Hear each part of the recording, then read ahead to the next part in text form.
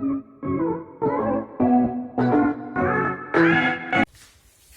Friends, welcome to my channel physic facts.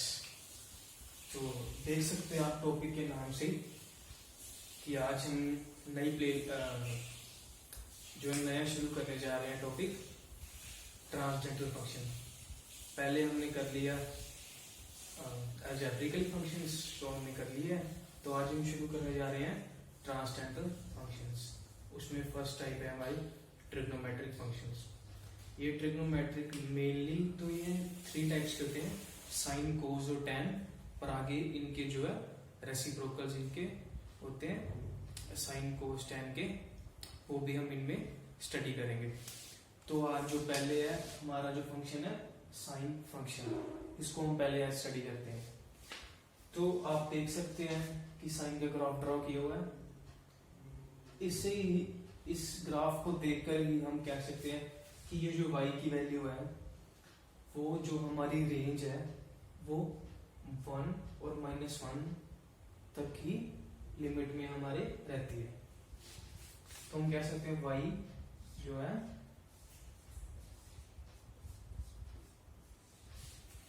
-1 से लेकर 1 तक हमें वैल्यू आ रही है।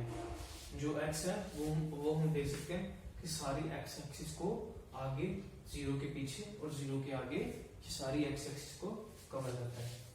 तो x की वैल्यू रियल, मतलब सारी वैल्यू हमारे पास x की हम पुट कर सकते हैं इस फंक्शन में। इसको हम ऐसे लिखते हैं y = sin x। ये sin x का ग्राफ है।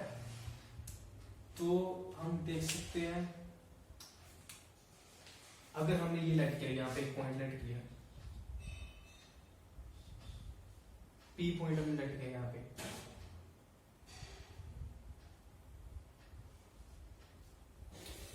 तो इसकी जो हमारा डिस्टेंस है x एक्सिस से P पॉइंट तक का वो हमने लेट सपोज कर लिया h1 है।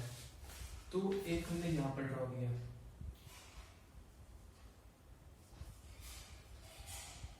इसको हमने बोल दिया क्यू लेट कर लिया हमने। तो अगर हम स्केल से भी इन दोनों को h1 और h2 हम डिस्टेंस इन दोनों का मेजर करेंगे तो ये दोनों सेम होंगे। तो हम देख सकते हैं, तो अगर हमने यहाँ पर भी एक पॉइंट ऐड किया और एक यहाँ पर भी है, तो ये वाला डिस्टेंस और ये वाला डिस्टेंस ये भी सेम होगा। तो हम इससे कह सकते हैं कि हर 2 पाई इंटरवल के बाद हमारे पास जो है डिस्टेंस सेम आ रहा है।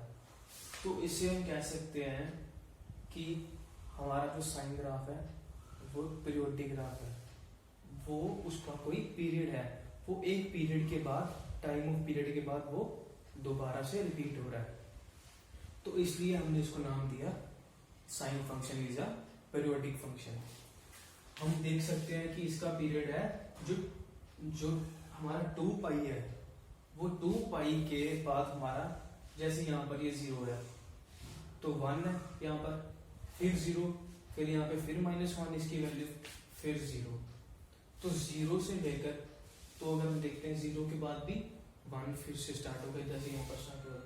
तो हर 2 पाई के बाद ये साइन ग्राफ जो है ये अपनी वैल्यू से रिपीट करता है। तो इसको हम कह सकते हैं कि पीरियड है जो इसका, टाइम पीरियड है जो इसका है 2 पाई इसका पीरियड है। 2 पाई इंटरवल के बाद ये साइन ग्राफ फिर से रिपीट होता है। तो हम देख सकते हैं कि ये जो साइन ग्राफ है, अगर हम π/2 से -π/2 से π/2 तक हम जाते हैं तो ये इंक्रीज हो रहा है। यहाँ पर इसकी वैल्यू क्या है -1, यहाँ पर इसकी वैल्यू क्या है 1। As we going from -π/2 to π/2, our value increases from -1 to 1, strictly increasing from -1 to 1, इसी का इंक्रीज ही कर रहा है। तो अगर हम देखें when our x value goes from π/2 to 3π/2, the value of the y goes from 1 to -1, strictly decreasing। ये इंक्रीज होता है फिर डिक्रीज, इंक्रीज होता है फिर डिक्रीज। तो ऐसे हम साइन की ग्राफ को we are going to do the another type of trigonometric function name as cosine function. So we can see that here I have draw the graph of cosine function as same as that in sine function.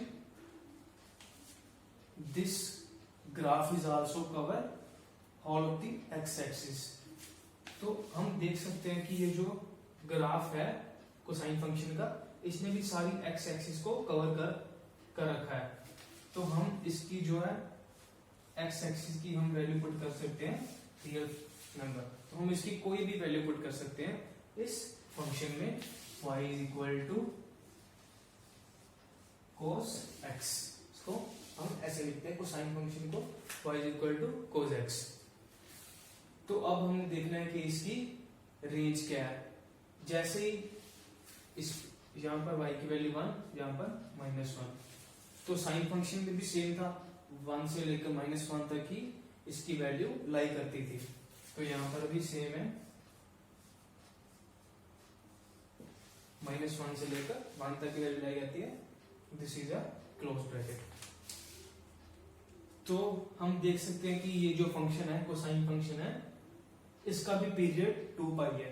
ये हर 2 पाई के बाद ये repeat होता है. जैसे ये यहाँ पर 1 से शुरू हुआ, यहाँ पर हमारे पास x की वैल्यू 0 है, यहाँ पर शुरू हुआ, यहाँ पर ये फिर 1 पर पहुंच गया. तो आफ्टर 2 पाई पीरियड ये फंक्शन फिर रिपीट करता है. तो इसका भी पीरियड सेम है साइन फंक्शन. इसका पीरियड क्या है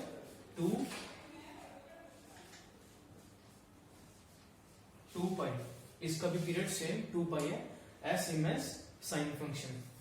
तो हम देख सकते हैं कि जैसे हमारी ये जो वैल्यू है 0 की value, as our x value goes from 0 to pi, our function is strictly decreasing from 1 to -1, and when we go from pi to 2 pi, our function is strictly increasing from -1 to 1. So we can say that बस इसमें sign और cosine में जो difference है उसका जो graph है वो यहाँ से स्टार्ट होता है. ये वाला जो सॉलिड वाला ग्राफ है, ये वाला cos फंक्शन का ग्राफ है, और ये जो डॉटेड वाला ग्राफ है ये है साइन फंक्शन का ग्राफ. तो अगर हम कहें कि 2, जैसे हमने लेट के 2n+1 π/2, यहाँ पर हम वैल्यूज पुट करें, n की वैल्यू 0, 1, 2, 3, तो हमें साइन फंक्शन की जो वैल्यू है 1 और -1 मिलेगी अल्टरनेटिवली. हमने यहाँ पर 0 पुट किया तो हमारे पास π/2 आया, तो साइन की जो वैल्यू π/2 पर हमारे पास 1 है. फिर हमने यहाँ पर 1 पुट किया तो हमारे पास वैल्यू आई 3π/2. तो हमारे पास यहाँ पर वैल्यू क्या है -1, 1 -1 1 -1. तो हमने अगर ये लेट किया n पाई, अगर हमने इस पे वैल्यू पुट की 0, 1, 2, 3, जैसे 0 वैल्यू पुट की, साइन फंक्शन की वैल्यू 0 है. 1 पुट की पाई पर 0, 2 पुट की 2 पाई पर 0 साइन फंक्शन की. तो n पाई जब होता है where n is equal to 0, 1, 2, 3, तो साइन फंक्शन इज 0. और जब ये होता है 2n+1 π/2, sine function is maximum alternatively 1 -1 1 -1. तो इसमें जो कोस फंक्शन है उसमें ऑपोजिट है. अगर n पाई है, अगर हम इसमें वैल्यू पुट करें 0, तो 0 पर कोस फंक्शन हमारा मैक्सिमम है. अगर हम 1 वैल्यू पुट करें तो कोस फंक्शन हमारा -1 है. इसमें n पाई पर 1 -1 1 -1 हमें मिलता है. और अगर हम इसमें देखें 0 वैल्यू पुट करें तो हमारे पास क्या आएगा π/2 पर cos 0. 1 पुट करें 3π/2, तो यहाँ पर 3π/2 पर cos 0. ऑपोजिट है साइन और कोस.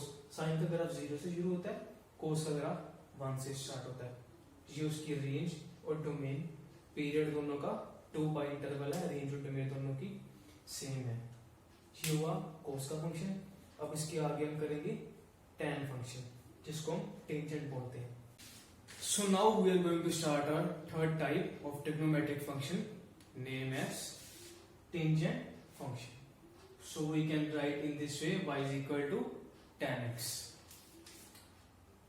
हम देख सकते हैं कि ये हमने ग्राफ ड्रॉ कर रखा है tan x का, तो ये साइन और cos x से थोड़ा सा डिफरेंट है।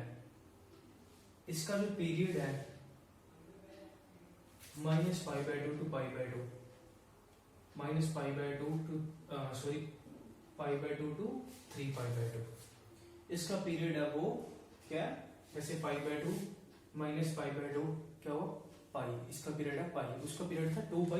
जो ये वाला tan फंक्शन है ये पाई इंटरवल के बाद ही अपने आप को रिपीट करता है।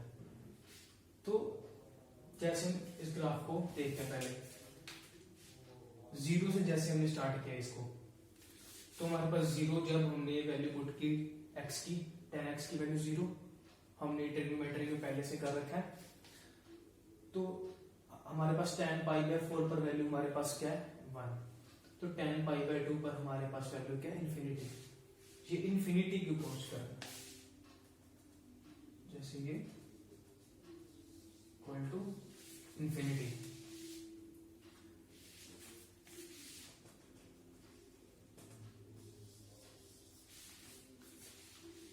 तो जैसे हम देख सकते हैं, अगर हम इसमें tan π/2 की वैल्यू पुट करें, चाहे tan -π/2, ये इन्फिनिटी को अप्रोच करता है, और tan -π/4 पर इसकी वैल्यू है -1।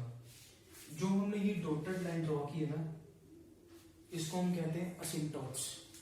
असिम्प्टोट्स क्या होता है कि जब कोई लाइन इन्फिनिटी को अप्रोच करती है, जब कोई कर्व, तो हम उस पॉइंट से लेकर जब जहां पर इन्फिनिटी को अप्रोच करती है वहां से हम टेंजेंट ड्रॉ करें, उस लाइन को, टेंजेंट वाली जो लाइन है उसको हम कहते हैं असिम्प्टोट। तो इन्फिनिटी पर जाते जाते ये वाली दोनों लाइन जो जा रही हैं, एक कर्व और एक जो हमने टेंजेंट ड्रॉ किया है, उनके बीच जो डिस्टेंस है वो 0 को अप्रोच करे, तो इसको हम कहते हैं असिम्प्टोट। तो हम देख सकते हैं कि π/2 -π/2 और 3π/2, जैसे हम कह सकते हैं कि ये जो y की वैल्यू है वो तो y एक्सिस सारी कवर करती है, जैसे यहां से स्टार्ट करके सारी y एक्सिस कवर करती है। तो हमारे पास y की क्या वैल्यू है r, हमारे पास रेंज आंसर जो हमारे पास क्या आ रहा है -∞ से लेकर इन्फिनिटी तक हमारे पास आंसर आ रहा है रियल वैल्यू। तो हम इसमें पुट क्या कर सकते हैं, रियल वैल्यूज सिर्फ माइनस इसमें से π/2 का, जो